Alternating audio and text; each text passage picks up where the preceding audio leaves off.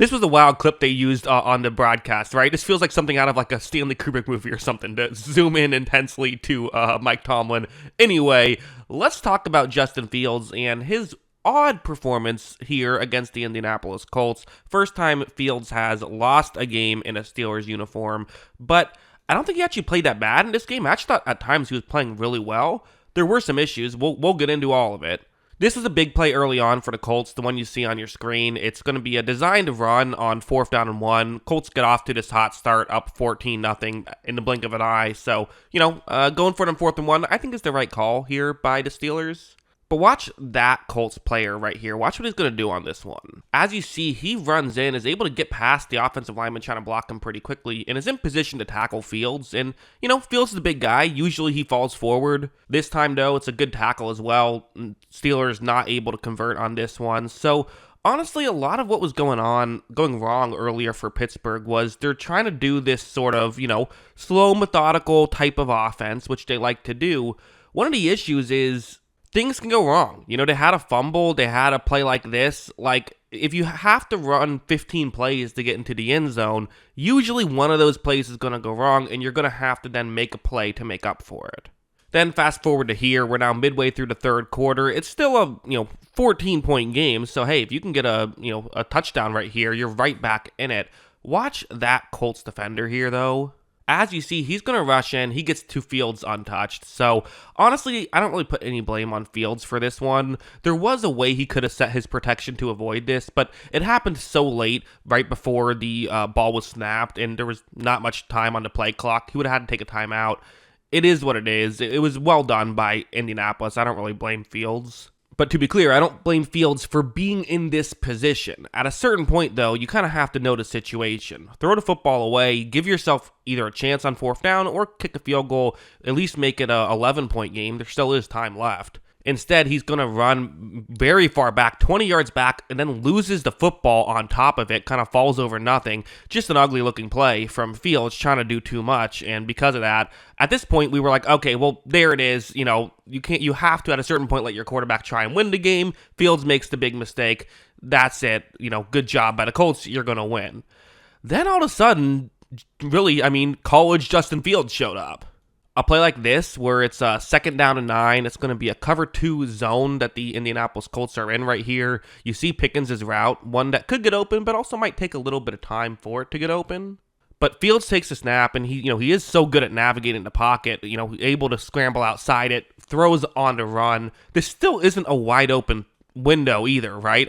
There's a window here, but having to throw off balance, running towards your left, that's difficult. However, as you see, Fields makes a perfect throw. They're able to get a big chunk play, and they really were just, they were driving at this point. They were able to get some points going. They got 7 points on this drive. Then on a future drive, after the Colts went up 14 again, you have this 2nd down and goal situation. The Colts are in man coverage right here, which is just kind of, it's difficult because you don't want to just play zone all day because you can scheme up against that. But if you do man up, well, then this can happen.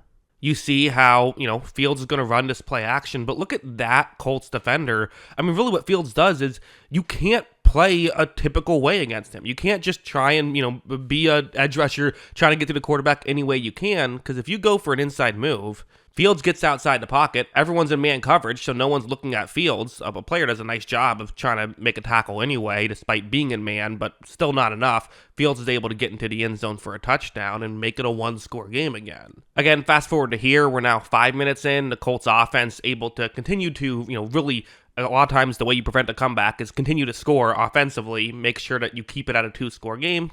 Flacco was very good in this game, all that stuff.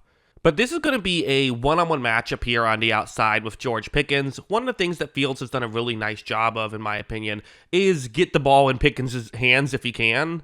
Watch as when Fields takes a bit of a tough snap, is able to still, adjust nicely, makes the throw down to Field.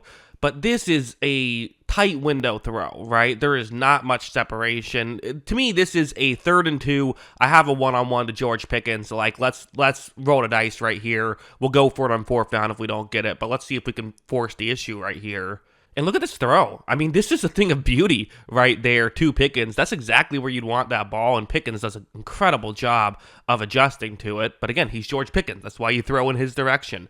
right? So really good stuff here to, again, just give the Steelers a chance. We then had this play, which is a zone coverage concept, 3rd down and 5. And the way it's usually designed to work is you have your 2 wide receivers to the offense's left run deeper routes, trying to push Colts players further deep. Then Freiermuth can kind of run underneath, get into a gap in coverage, hopefully. And again, game situation matters here too. It's a 3rd down and 5. You can't turn the ball over because you're down 10 points with under 4 minutes to go. A turnover, game's over. So that's another factor, but you want the touchdown. The goal isn't just to make it a 1-score game on this drive. The goal is to win the football game. So, getting 7 would be helpful. As you see, Fields makes the catch, looks over, Freiermuth is open. This play is working, but again, you got to get it there quickly.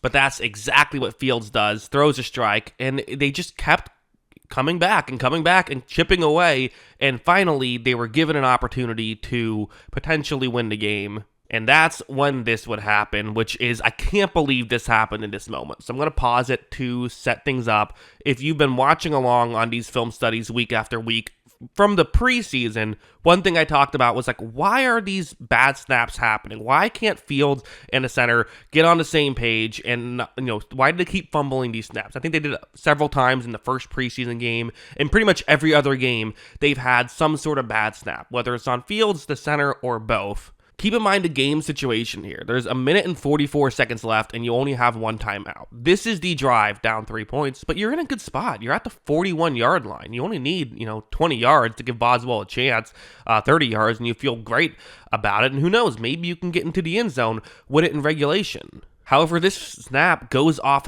Fields' helmet. He wasn't ready for it. It was a bit high, but really the issue was Fields wasn't ready for it. They weren't on the same timing right there. Again, is that the center's fault? Is that the line's fault?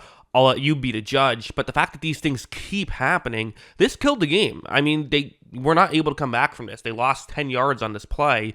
They had to try and chip away and couldn't really get it done.